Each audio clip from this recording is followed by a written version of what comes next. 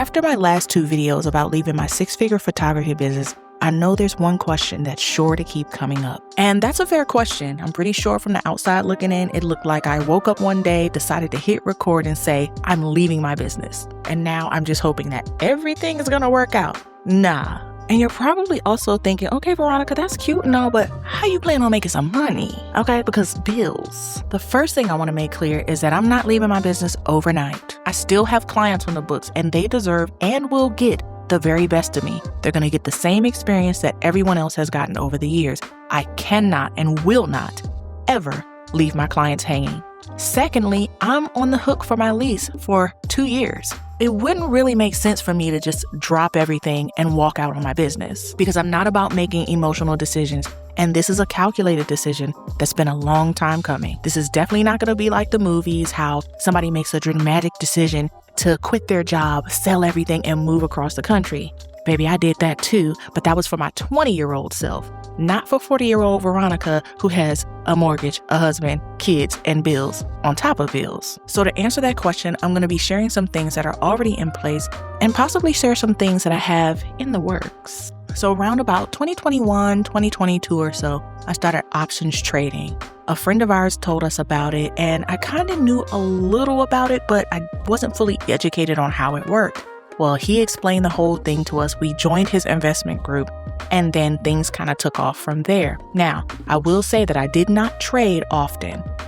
But then I started getting serious about it during my hiatus in 2024 because I wasn't sure if I wanted to come back to photography at all at that time. I spent the entire year of 2024 feeling apathetic and burnt out. I decided that I was going to go back to school for communications, but then as I was applying for jobs, I realized that I have enjoyed so much freedom over the last 16 years that why would I want to go work for somebody behind a desk? Then I have to ask for permission to take my children to doctor's appointments and things like that. I want to enjoy the schedule that I have been enjoying all these years. I wasn't willing to give that up, so I had to find some other avenues, and option trading was the way. And in 2025, I joined another group that focuses strictly on day trading. And of course, it's risky. I've lost money, but I've made so much more, specifically due to the smart trading principles that they've been teaching. Flag on the play. I actually thought I was recording and I wasn't earlier. So now here I am in my pajamas while I'm editing, and I'm going to add this in because this is also very important. So when I got my studio, I decided that I was going to rent it out because number one, I wanted the rent to be covered. And then if it made me extra income, that would be great. Renting out to other videographers and photographers for their own purposes does cover part of the rent. And on really good months, multiple months are covered in full and then some. Now back to our regularly scheduled program. Then there's my sensual yoga business, where I still teach classes and workshops, sometimes virtually, sometimes in person.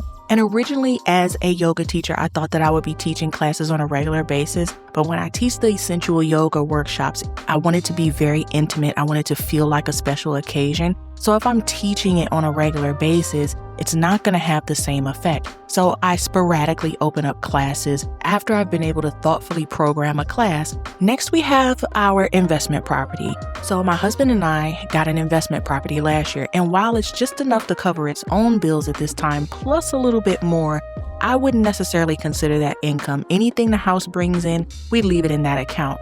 But when you multiply that times 3, times 4, then it starts to become a real income. And of course, as the property manager, I get paid for that as well. Right now, we only have one property, but we're definitely banking on 2 to 3 more over the next 2 years. Next are the sales of my Sensual Affirmations Journal. These have been doing really well. I sell them mostly from Pinterest and my email list. So when people join my email list, they found out about the journal.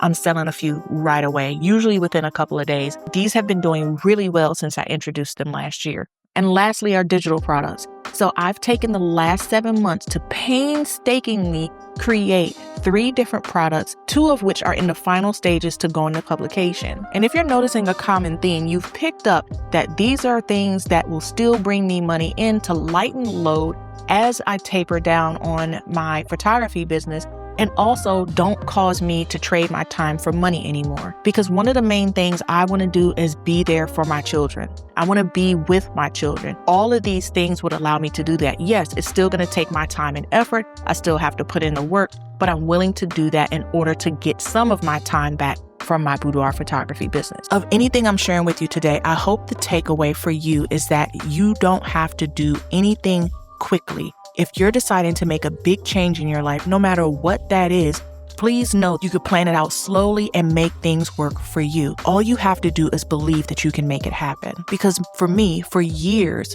photography carried everything. It gave me a creative outlet, it supported my family, and it became a huge part of my identity.